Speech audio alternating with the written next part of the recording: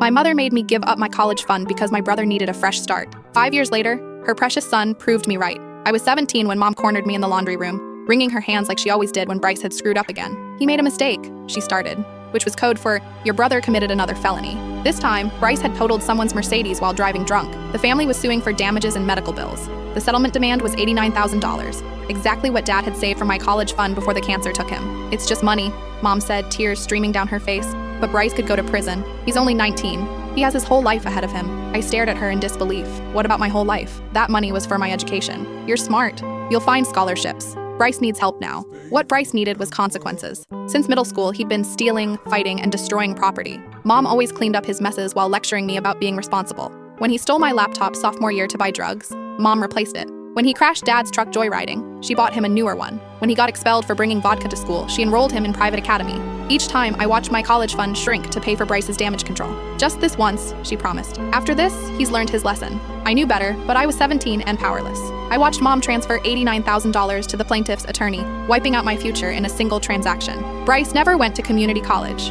Instead, he spent the next 2 years partying, confident that Mom would always catch him. He moved through jobs like tissue paper, fired from the grocery store for showing up high, terminated from the warehouse for stealing merchandise. Meanwhile, I worked at a diner after school, saving every tip to pay for community college. I studied between tables, wrote essays during breaks, and fell asleep over textbooks every night. By 20, I transferred to the state university. Mom bragged to neighbors about my work ethic, conveniently forgetting why I needed to work so hard. Then came the phone call that changed everything. Bryce is in trouble again, Mom sobbed. Real trouble this time. He'd been arrested for armed robbery, not just shoplifting. He'd held up a convenience store with a gun, terrorizing a 19-year-old clerk working alone at midnight.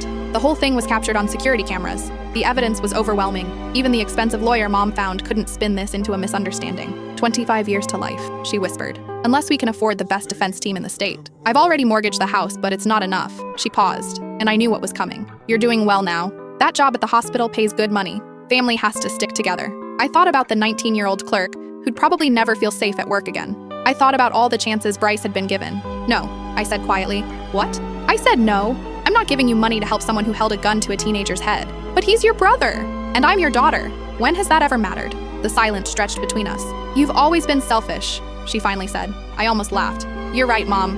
I'm selfish for wanting to use my own money to pay off student loans I needed because you gave my education fund to someone who used his freedom to commit armed robbery. I hung up and blocked her number. 2 weeks later, Bryce pleaded guilty and received 18 years in state prison. Last month, I got a letter forwarded through my old address. Mom's handwriting, shaky now. I was wrong about everything. You were right about Bryce from the beginning. I'm sorry for choosing him over you, but I thought love could fix him. I know you won't forgive me, but I needed you to know. I'm proud of who you became despite me. I read it twice, then filed it away. Some apologies come too late to matter.